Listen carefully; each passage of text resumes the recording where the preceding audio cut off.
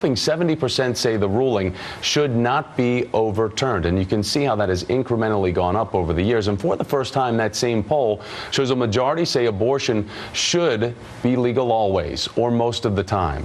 Joining me now, Wisconsin Congresswoman Gwen Moore and Nancy Keenan, president of NARAL Pro-Choice America. Ladies, it's great to have you here today.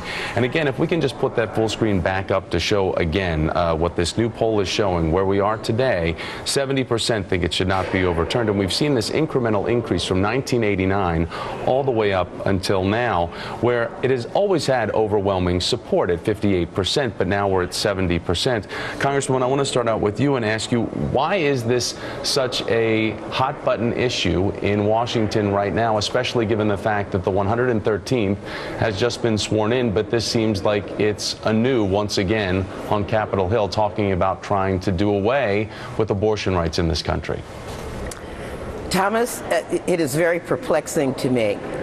This is the 40th anniversary of Roe v. Wade, the ability for women to have a safe and legal abortion, but it really is 40 years of affirming motherhood. And to say, as we've said in our oaths of office that we take, that it should be done willfully and without purpose of evasion, and that we go into it mindful of the responsibility that is ahead of us. I mean, parenting is difficult on your best day, and I think that it doesn't serve children, and certainly doesn't serve women to be forced into parenthood. And I think that this is what the public has come to understand, that safe legal abortions are very important to the health of children, women, the institution of motherhood and family, and ultimately to our society. The costs to our society are tremendous when children are unwanted or parents are unprepared to take on this tremendous responsibility. And so it is perplexing to me why mostly men are continuing to carry us to the back alley abortion pass.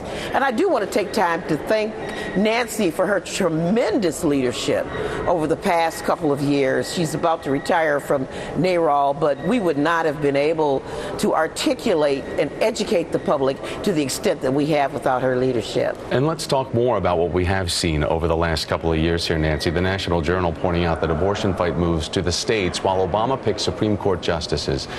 Believed to support abortion rights and back federal funding for Planned Parenthood, state legislatures quietly passed a record-setting number of restrictions over the past 2 years. And we're talking about the midterms that happened in 2010 in state legislatures where overwhelmingly Republican-controlled House got their hands on being able to craft more old-fashioned and very myopic laws that were trying to cut the rights off of women to have the rights that they had already had in place.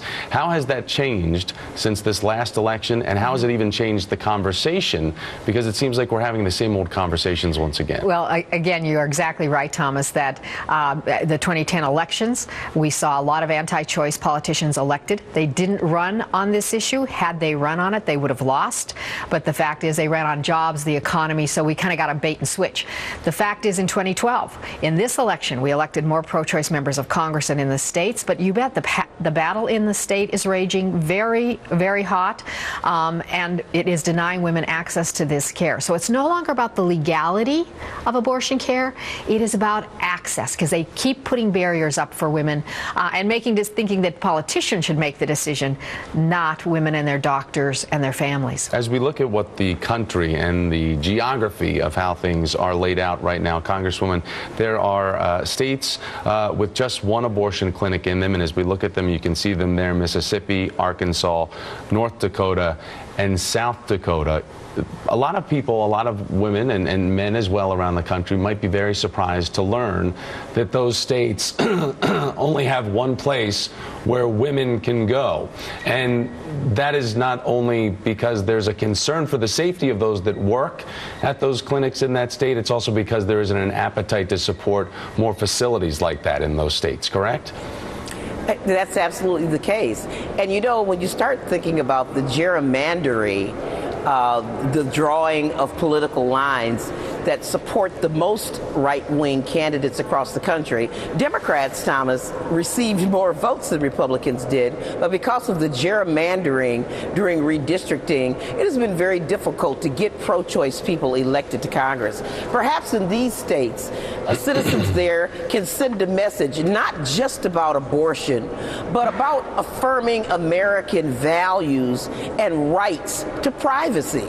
And as Nancy pointed out, this is this decision that should be between a woman and her doctor, not some politician from Mississippi or South Dakota who has decided what your fate ought to be. And real quickly, if we can just put that map up once again, just the geography, because I like people to see this. But Kansas there, which is not highlighted in the center of your screen, but is the connective tissue there through Nebraska to get up to the Dakotas.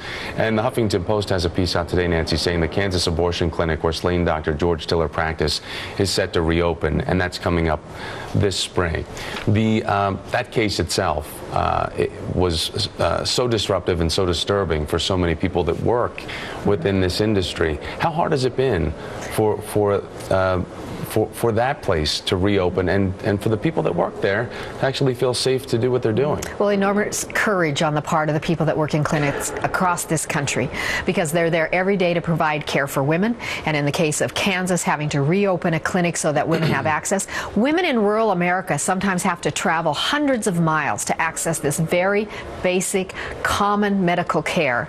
And again, what it boils down to is that we have to have people elected, whether it's a governor or legislators in a state or here in Congress, that believe and trust women to make this decision and not politicians. And so that is where the battle still rages, making sure women have access to this care across the country while still making sure that the politicians stay out of it. All right, today we mark that 40-year anniversary, but yet it is still a hot-button topic of conversation. Congresswoman Gwen Moore, thanks for your time as well. Nancy Keenan, NARAL, thanks so much. Great to see you. Great to see you.